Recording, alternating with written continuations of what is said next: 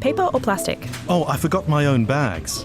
Plastic. No, wait, paper. Hang on, which one's better? I don't know. Don't stress, Neil. The podcast Living Planet is here to help. We know you want to do what's right for the planet, but you're busy and you have to make 1,000 small decisions every day. So we endeavor to answer what's better. Cotton or polyester? Tea or coffee? For answers to these environmental conundrums and your questions, subscribe to Living Planet wherever you listen to podcasts. Hi everyone, I'm Matt Eason. Welcome to one of our special docu-episodes. In these explorative deep dives, we tackle the big questions within the food system, uncovering fascinating stories of innovation and change. Time to further explore the groundbreaking ideas and incredible people driving the future of food. Rich, smooth, and universally adored, chocolate is a small luxury with a big role in our lives. My first memory about chocolate as an Italian, we had this ice cream in the summer, which is wrapped in chocolate. And I remember going on the seaside and asking my mother, when is the 4 p.m.? 4 p.m. is the time you're allowed to get your sweets. And having this chocolate and the ice cream together was, a great memory. But what if the source of this beloved treat, the cocoa plant, faced an existential crisis? What if the chocolate we loved could, one day, disappear from our shelves? The world's love affair with chocolate is under threat. And the culprit, a ruthless virus called cocoa swollen shoot disease, or CSSVD, which has decimated millions of hectares of cocoa trees in West Africa, threatening both our chocolate supply and the livelihoods of farmers who rely on it. This could imply that we will not see chocolate for Christmas. In a world where traditional farming practices struggle to keep pace, could rapid testing be the lifeline that cocoa desperately needs? Hello, my name is Gianpaolo Rando. I'm the CEO and co-founder of SwissDeCode, a company based in Switzerland. We are helping farmers and food manufacturers to grow high-quality, sustainable food. Gianpaolo shares how SwissDeCode's rapid testing technology is not only making early disease detection possible, but might be the game changer that allows cocoa to thrive despite rising environmental threats. I don't know if you ever see one cocoa plant. I turned 40 before ever seeing one. Cocoa trees are a very picky plant, to be honest. They're a small plant, maybe 2-3 meters high, and they're very picky in terms of what environment they like to grow and having fruits. This is both in terms of temperature, in terms of humidity, but also in terms of sun exposure. They don't like really sun, and they like to be in the shadow. And this is already a challenge when you are thinking about production. You're thinking about plants that need photosynthesis to produce, and you have a plant that is a bit a shy, introverted plant that doesn't like to be exposed to the sunlight. The another challenge is around the pollination. The cocoa flower are very small, so there are only a few insects that are actually able to get inside the flower and pollinize and transforming the flower into the fruit. Because of these challenges, today in the world, cocoa can grow only on a small, narrow belt around the equatorial line. This is in West Africa, Ivory Coast, and Ghana. And climate change is now changing, and these cocoa trees are getting more vulnerable to diseases. And because they are already picky, plus the diseases are getting there, it is now the 4th consecutive year where the cocoa production worldwide is going down. Demand is going up. If you think about cocoa prices, in the last 10 years, the average price per 1 ton of cocoa beans was around 2,000 to 3,000 euro per ton. Last year, 2023, the price closed at around 4,000. This year, at the moment we are speaking now, the price is oscillating between 10,000 to 7,500. It's reaching a price tag which is typical of metals like copper. And who will think that when you buy cocoa, you are buying something that is as precious as a metal? That's what's happening today. The disease we are talking is called cocoa swollen shoot viral disease, CSSVD. It's a long name, but what is essentially COVID for the cocoa tree. We could even say this is the Ebola of the cocoa tree because there is no remission. Once the cocoa tree is infected, in a couple of years it's going to die. There is no way the cocoa is getting back into a healthy status. It is a virus. Like any virus, the virus is hijacking the cells of the plant in this case, and is diverting the metabolism of the plant instead of producing cocoa fruits to produce more virus. That's the way it works. As any other virus is an infectious agent, so you have a small insects called mealybugs that are landing on a leaf of the cocoa tree. They are eating the leaf, and they are getting the virus with them. And when they're flying and they're moving into another cocoa tree, by eating the leaf, they are actually injecting the virus into the other plant. And that makes so that the virus is propagating and the disease is propagating as well. The magnitude of this disease today is quite huge. The latest estimate, we have more than 1 million hectares that have been wiped out because of the diseases. So this is 1 million hectares of cocoa land that is now destroyed and is not producing. How much it is 1 million hectares? You can think about 1.4 million soccer fields, or to stay on the agriculture, this would be more or less the size of the agricultural land of a major European country like Netherlands. So of course there is more land that is producing cocoa, but we have a deficit of 1 million hectares that are gone. The risk, if we are not getting this disease under control, is more pervasive than only cocoa production. Think more about the mankind. We have millions of families that today rely on cocoa production as the main source of income. And in this 1 million hectares lost, we are talking about millions of families that are not getting their basic living income from cocoa today. And they will need to rethink and change their strategies to find their way to sustain their life, to win their bread. Cocoa is also one of the players of bilateral agreements between other countries. So if European countries cannot import cocoa, bilateral agreements are going in two ways. It also means from the European industry that we will not be able then to export our technologies or our services to these countries, because the market goes in two ways. We are losing on a sweet note about chocolate, but the implication could be more severe. When you think about diseases, there are many solutions that came up to solve the problem of disease. No, I will use COVID because it's in everyone's mind. First reaction about when you have a viral disease is to run away.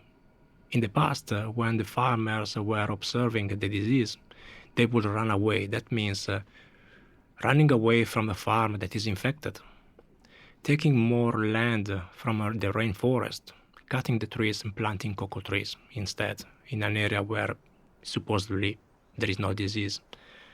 Now, as in Europe, there is a new law coming up that will be effective in December this year. It's called the EUDR, European Deforestation Regulation.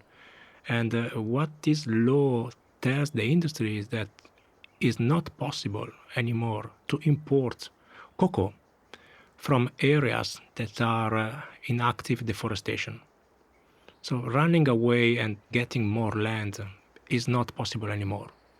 We have the 1 million hectare lost of cocoa that we need to find a way to remediate and put into plantation, because we cannot take more virgin rainforest today.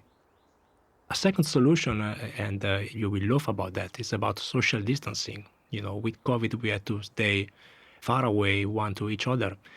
That should apply to trees as well. But how do you make distance between trees? You can do that, but in a way that means having less production, because you will have less trees in an hectare, for example. There are some good promising working on so-called agroforestry systems, where you have multiple trees together and the farmer is taking the crop of cocoa and is selling it, but is also harvesting other crops, providing different sources of income. Agricultural agroforestry is promising, and even though today is a minority of the land is converting into this system, in the future we will observe more of these systems that are more respectful to nature as well. Another solution that was implemented during COVID are wearing masks as a barrier.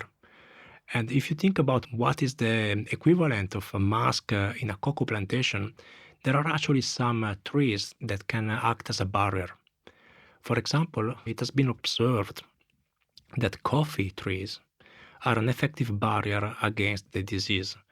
What's happening is you have the insect that is carrying the virus, posing on a leaf from the coffee tree, is eating the leaf of the coffee instead of the leaf of the cocoa tree, and the virus cannot grow into the coffee. So the virus is getting lost. It's like if the insect is washing his hands, is washing his mouth, right? And the virus stays into the coffee and eventually dies there. And when the insect is moving and is going into the cocoa tree, it's clean. So this is a vegetal barrier. Now, all these solutions about land remediation, about putting in place new agroforestry systems, about creating barriers for protection of the virus, in a way or the other rely on the capacity to measure the efficacy of these systems. Let's just make a simple example. We spoke about coffee as a barrier, but how wide the barrier should be? We're talking about 1 meter, we're talking about 10 meters. What is effective, and how do you know that is effective? You need to measure, right? If you don't measure, you don't manage. Measuring during COVID was done by PCR testing. With PCR, you are able to identify the viral DNA and tell persons that are infected. You can even tell when they are asymptomatic, so you are not coughing, but you are carrying the virus. The same is for trees. You can eventually do PCR on trees. You're taking the leaf and you do the PCR, and you will see if the virus is present or not, and you can have a general map of where the virus is at the moment. This you can get with the satellite as well, but with the satellite you can only see the symptoms. You can only see the tree that is dying. But there is a long, latent, asymptomatic phase, more than 2 years old, where the trees are propagating the disease, but they're not showing symptoms. So that's why you need PCR testing. Problem is, we are talking about equator. We are talking about land where there are no roads. There is no cold chain. There is no way you can take a PCR test and run it at scale into these countries. That's also why these countries suffered so much for COVID. And if people suffered from COVID, cocoa trees, it's an order of priorities. They're going to suffer even more. This is where SwissDeCode provides new solutions to measure and manage the disease in the agricultural chain of tropical areas. Because of SwissDeCode, we're helping farmers and food manufacturers to grow high-quality, sustainable foods by providing the first-mile testing, inspection, and certification schemes using a new technology, a technology that is allowing to measure the presence of the disease via DNA testing, but in a way that is conducible to those countries. We simplified the test in a way that can be done by a person with minimal training. We simplified the equipment in a way that can be carried in a 4x4 car or even on a motorbike, which is the typical locomotion mode of traveling inside the plantations. And we simplified the results and the user experience so that the results can actually be obtained into this country with a relatively simple manufacturing process as well. And last but not least, we removed the need for cold chain. So there is no need to bring consumables and to bring reactive into frozen status, which is what's happening today for the PCR test. But we now validated in both countries, Ivory Coast and Ghana, that the kit survives the temperature, humidity of these tropical countries. When we think about impacts, I believe that we are providing support at many levels. Something that I've seen in the last months is we are a bit of a catalyzer for the cocoa industry to come together. If in the last years, every trader and every cocoa manufacturer would consider the other players as competitors, today we are in a state of emergency where everybody is trying to help each other. And having a test that can be done by different players and having the test data shared among players helps to have the full picture of the disease today. Now, we cannot tackle the problem alone, but if as an industry we are coming together, and this is happening now where we have, for example, a project which we are doing together with Mars, together with Mondelez, together with the Swiss Sustainability Cocoa Association, together with some other European chocolate players like Stork in Germany. And instead of being competitors, we are all sharing data about these test results. And this allows us to have the best picture of the disease and then finding the best way to intervene. In the future, we are working pre-competitively with all these major players, putting together all their collections, all their genetic collections, clean this collection from viruses, and then see which one of these variants, we're talking about more than 1,000 variants, more than 1,000 different genetic cocoa varieties, are A, resisting better to the disease, and B, producing in a good way into those countries. Because we have these 1 million hectares that we have to re-put into production. We cannot cut more virgin forest. And it's better if we find the right varieties and the right protocols to make it happen. So the test is a way to verify that the tree is responding well or not so well to the virus and is giving an early alert about the virus presence. But the test itself is only a tool, and working together as an industry, bringing new tools is the way forward. Working together, collaborating together.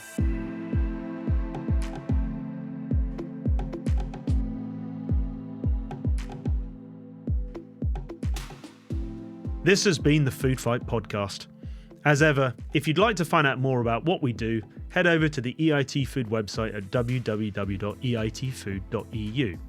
Also, please join the conversation via the hashtag EITFoodFight on our X channel at EITFood.